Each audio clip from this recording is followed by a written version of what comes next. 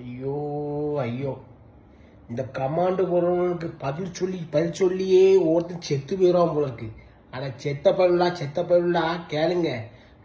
Top குக்கு dupe குக்கு நிகழ்ச்சிக்கு நான் போயிருக்கேன். அதை கேட்க ஒருத்தன் குக்கு வித்து கோமாளி போனியன்னுட்டு துறவ முடியும் கேட்கான்.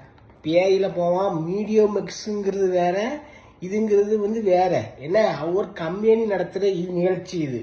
அதில் யார் எந்தெந்த நிகழ்ச்சி போவாங்க. என்ன இன்னைக்கு சன் டிவியில் போனால் நாளைக்கு விஜய் டிவியில் போவோம், விஜய் டிவியில் போனால் அதில் போவோம், அதில் போனால் இதில் போவோம், பேயில் போவோம்ல பேரை போவோம். உங்களுக்கு நாங்கள் போட்டு நான் பதில் சொல்லியே முடியல. நானே இதை இன்னிதான் கேட்டேன். அவங்க சொல்கிறாங்க, நான் ஆரம்பித்ததே மீடியம் மிஸ் தான் ஆரம்பித்தான் இந்த குக் வித் கோமாளிங்கிற சீசனை. இப்போ அவங்க வெளியே அவங்க டாப்புக்கு டூப்புக்கு பண்ணுறாங்க. அதில் கூப்பிட்டுருக்காங்க, நான் டேரக்டர் கூப்பிட்டாங்க, நான் போய் பண்ணுறேன். அதுக்குள்ளே என்னென்ன கேள்விலாம் கேட்கணும் தெரியுமா? பேயில போவான்ல. உங்களுக்கு பதில் சொல்லியே இந்த சேனல்காரங்க ரொம்ப போயிடுவாங்க, நாங்களும் ரொம்ப போயிடுவோம். எல்லாம் பண்ணுவோம்.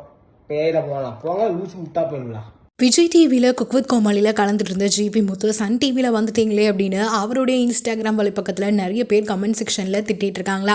அது எல்லாத்துக்கும் பதில் தர வகையில் ஜிபி முத்து அவர்கள் நாங்கள் யாருக்கும் துரோகம் பண்ணல, விஜய் டிவிக்கு துரோகம் பண்ணுறதா நிறைய பேர் கமெண்ட் பண்ணிட்டு இருக்கீங்க. மீடியா மெசன்ஸ் அப்படிங்கிற ப்ரொடக்ஷன் டீமுக்காக தான் நாங்கள் ஒர்க் பண்ணுறோம். இதுக்கு முன்னாடி அவங்க விஜய் டிவியில் இருந்தாங்க, இப்போது சன் டிவிக்கு பண்ணுறாங்க. அதை தான் நாங்கள் பண்ணுறோம். இதில் எந்த ஒரு துரோகமும் இல்லை. எந்த டிவியில் கூப்பிட்றாங்களோ அந்த டிவியில் நாங்கள் பண்ண போகிறோம். இதில் என்ன இருக்குது அப்படிங்கிற மாதிரி ஜிபி முத்து தன்னை வசப்பாடின எல்லாருக்கும் திருப்பி ஒரு பதில் கொடுத்துருக்காரு.